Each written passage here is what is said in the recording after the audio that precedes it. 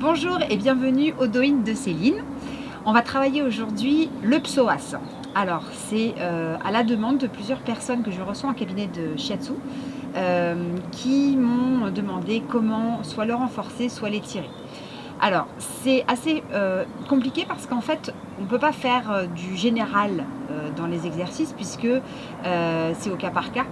Et donc pour pouvoir bien appréhender des exercices autour du psoas, déjà il faudrait se tester ou aller voir un professionnel de santé qui voit avec vous ce dont vous auriez le plus besoin. Donc soit un praticien de shiatsu, soit un kinésithérapeute, un ostéopathe. Allez voir quelqu'un qui puisse vous renseigner sur l'état de votre psoas et s'il est en lien avec les douleurs que vous pouvez avoir, par exemple au niveau des lombaires, ou s'il y aurait éventuellement une cruralgie, puisque souvent c'est lié. Le psoas va être lié à ces douleurs, puisqu'il va quasiment enfermer le nerf crural. Alors on dit plus nerf crural, on dit fémoral. Le psoas, c'est un muscle, et on en a donc de chaque côté de la colonne vertébrale, la colonne lombaire, parce que c'est rattaché, il y a des insertions au niveau des vertèbres lombaires, même au niveau de la dernière thoracique. Donc ça fait le lien avec la cage thoracique et puis notre carré lombaire. Je vais parler de manière assez large. Et on va en fait ensuite avoir ce muscle qui part de chaque côté de la colonne lombaire et qui vient se rattacher ici pour pouvoir en fait avoir la possibilité en fait de monter vos cuisses vers le tronc ou alors de baisser le tronc vers vos cuisses. Mais aussi peut-être de pouvoir rester dans une posture qui vous permette d'éviter d'être en hyperlordose. L'hyperlordose quand vous êtes très cambré au niveau des lombaires. D'accord ? Donc ça a plusieurs fonctions, notamment ces trois-là en tout cas. Et donc il y a des moyens effectivement de travailler avec. Pour la partie Doin et la partie shiatsu, c'est aussi, donc comme c'est rattaché au lombaire, on va travailler le méridien rein-vessie. Puisque ça passe sur les côtés, mais pas que, puisqu'en fait il passe dans la cavité ici de la crête iliaque, là juste sur le côté. Là d'ailleurs on peut y avoir accès pour le masser un peu, parce que sinon on ne peut pas y accéder au niveau du dos, puisqu'il n'est pas du tout derrière la protection déjà des dorsaux là, puisqu'il est juste après. Donc en fait il est dans la partie antérieure de la colonne vertébrale, donc on ne peut pas y accéder par le dos. Et il est bien protégé. Et il est aussi juste à côté du côlon ascendant et de l'autre côté du côlon descendant. Donc il peut avoir aussi un impact lorsque vous avez des problèmes d'élimination. C'est bien de travailler, ça peut peut-être détendre cette partie et favoriser une meilleure élimination. C'est une possibilité. Et au niveau de la crête iliaque, on a un autre méridien qui vient ici. Donc on va avoir le triple réchauffeur, mais aussi au niveau de l'aine, on va avoir la rate qui passe, quand même notamment, principalement, c'est rein-vessie puisqu'il part du dos, notamment de la colonne lombaire. Le premier exercice qui va vous permettre de savoir à peu près si vous avez besoin de l'étirer ou si vous avez besoin de le renforcer. Alors, un exercice pour savoir si votre muscle ilio-psoas a besoin d'être renforcé. Vous montez le genou, vous le prenez en main. Vous allez le monter le plus haut possible sans décaler la hanche, juste en restant droit. Et avec un dos droit, on étire toujours la tête, on s'auto-grandit, toujours. Et puis on va presser, on va lâcher. Si on arrive à maintenir le genou au même endroit, c'est que le muscle est suffisamment tonique pour garder la posture. S'il relâche, par exemple, si hop, ça fait un truc comme ça, c'est qu'il a besoin de tonicité. Donc il a besoin d'être un peu renforcé. Pour renforcer le psoas, on va faire un exercice très simple déjà pour monter les genoux. Et oui, donc on va monter le genou et on va ralentir la descente. Donc on va contrôler la descente. Et dans le contrôle de la descente, vous allez vite vous apercevoir que ça va impliquer le psoas. Déjà dans l'aine, on sent que ça retient un petit peu. Donc c'est déjà un premier exercice. En fait, c'est l'exercice de la marche ou de la course. Alors, vraiment toujours s'assurer d'avoir une bonne posture de base. Attention, de ne pas cambrer, de ne pas créer une hyperlordose ici, puisque en fait le but du psoas, quand même, son but c'est de maintenir, de stabiliser la colonne vertébrale. Donc, on vient ici garder un dos droit et on va monter les genoux. Attention à ne pas décaler la hanche et rester toujours avec un regard assez loin, votre tête bien alignée avec la colonne cervicale alignée. Je vous rappelle qu'il faut rentrer légèrement le menton et puis relâcher les épaules et puis étirer au maximum le bassin et la tête dans ses opposés, on les éloigne. Le principe en fait étant d'aller chercher à mobiliser cette fonction pour la renforcer. Alors si vous restez assis trop longtemps, ça peut l'affaiblir. Donc il faut toujours garder une activité physique, c'est important. Un exercice pour le renforcer, c'est du gainage.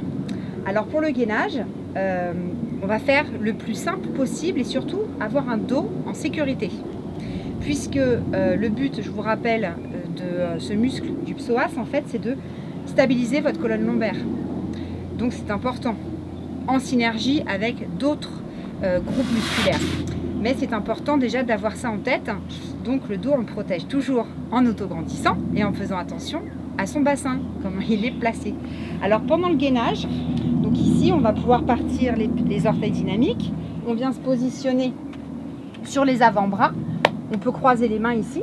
Bon, il y a plusieurs techniques de gainage. Moi, je prends celle-ci. Par contre, je fais attention à ne pas me laisser aller avec mon dos. Non, non, je fais droit. Je suis parallèle au sol. Et le mieux, c'est de regarder dans un miroir pour savoir si vous êtes bien placé. Et j'étire au maximum ma colonne vertébrale. Donc, ma tête très loin de mes fessiers. Et je reste ici avec, je rappelle, un ventre ferme. Donc, je ne lâche pas mes abdos parce que sinon, je vais lâcher mon ventre. Ok ? Donc je serre le périnée pour ça. Je le remonte un peu et je peux rester ici. On peut faire 10 secondes par exemple, comme ceci. Relâcher. Revenir un petit peu sur ses pieds. Hop. Se positionner les ischions sur les talons. Dérouler la colonne vertébrale et attendre 20 secondes. Vous êtes actif, donc yang, pendant 10 secondes. Et vous êtes en passif, yin, pendant 20 secondes. Et après, vous recommencez un cycle. Même chose, vous pouvez faire plus. 20 secondes actif et puis 40 secondes tranquille. Ok ? Donc, pour le renforcement musculaire, c'est ce qui est préconisé. Alors, maintenant, moi, je vous propose 10 secondes. Encore une fois, écoutez votre limite, écoutez vos besoins aussi. N'allez pas au-delà de la limite, ça ne sert à rien. D'accord ? C'est mieux d'aller progressivement dans le renforcement musculaire. Sinon, on peut se faire mal.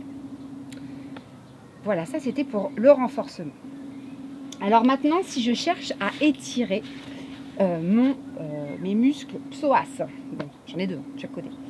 Et encore, j'en ai deux, mais alors il y a plein de petites insertions au niveau des processus des vertèbres lombaires. Donc effectivement, ça fait des masses comme ça. Et on vient pour, donc c'est rattaché au niveau des jambes. Et vous allez voir que on en a besoin. On va travailler comme ça. Donc là, je me positionne toujours, j'insiste, en protégeant mon dos. Donc soit je déroule doucement, je place mon bassin comme ceci. Et je viens doucement dérouler ma colonne vertébrale, placer ma tête pour avoir ici mon menton légèrement rentré. Ok ? Ou alors, je me place sur le côté, si je ne suis pas sûre de moi au niveau de mes abdos. Et je me place, je prends mon bassin, hop, ici, je prends ma tête, j'étire, j'ouvre mes omoplates et je viens placer mes mains et le haut de mon dos et ma tête.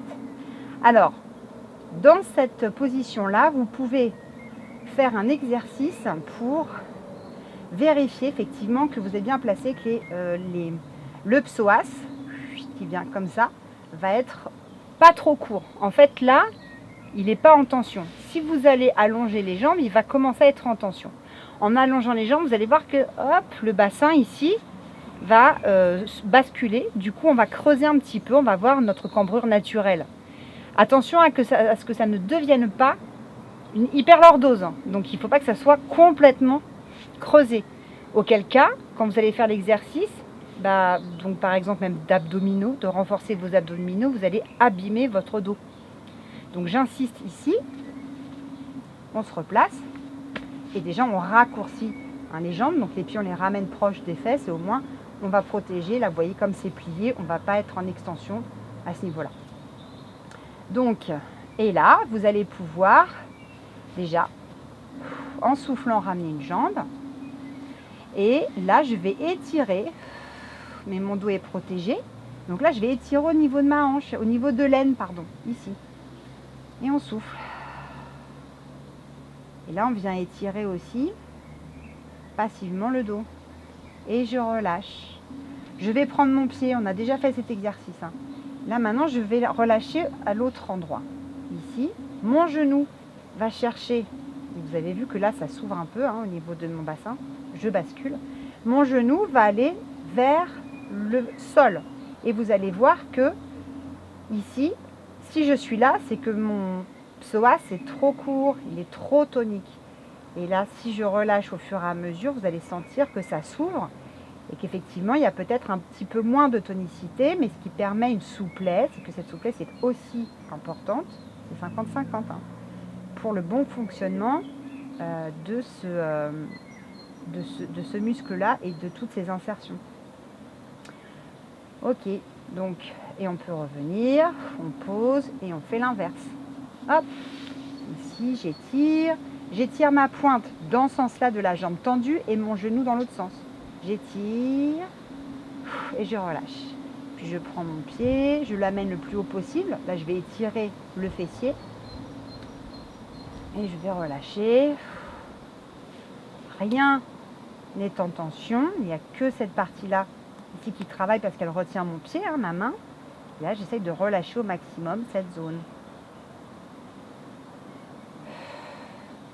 Cet étirement est aussi l'étirement du méridien foie. On vient relâcher aussi. Donc, c'est aussi important, vous voyez, mais le foie passe pas à ce niveau-là, quoique. Il a des endroits, il a des points qui passent dans l'aine. Et là, je peux relâcher en laissant glisser le pied. Ok ? L'autre étirement qu'on connaît un peu plus, c'est celui-ci. Alors, je vais me placer dans ce sens-là. Donc, je vais aller placer mon pied largeur de mes épaules, entre mon genou et mon pied. Vous avez vu, je vais un peu loin, parce que si je raccourcis trop, parce que le but étant d'avancer le bassin, en ayant le dos auto-grandi, hein, pas en s'avachissant comme ça, hein, je vais vite dépasser, en fait, mon genou va dépasser mon pied, et c'est pas bon pour le genou.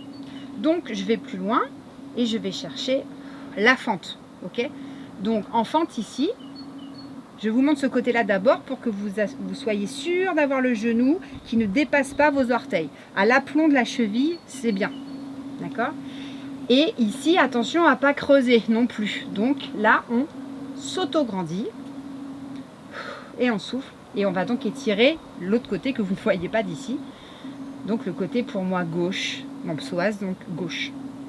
Je reviens. Hop. Alors, ce qui est bien dans cet exercice, c'est que on repousse, on vient en équilibre, donc on serre la paroi abdominale, on serre la ceinture, on serre les obliques, surtout pas les obliques, mais les transverses qui viennent serrer, qui fait que ça fait ceinture et qui soutient encore une fois les lombaires. Je viens poser l'autre pied et je m'assure, donc j'y vais progressivement la première fois, hein, je ne vais pas mettre mon pied au-delà de mon tapis, d'accord ? Donc ici, et attention, pas le genou à l'intérieur, genou au-dessus, donc de la cheville c'est mieux, des orteils en tout cas pas plus loin. Et je m'auto-grandis et là j'étire cette zone, ok ?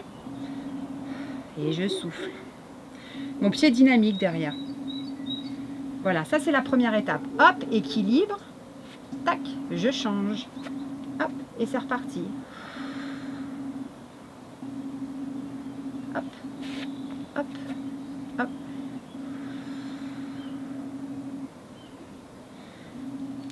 Là, assurez-vous de votre équilibre avant de changer, d'accord ? De jambe. On peut faire avec l'étape supérieure, à savoir ici, là, et là, je peux tendre ma jambe et j'étire encore un peu plus. Donc je suis avec mon pied dynamique, je tends ma jambe, je me redresse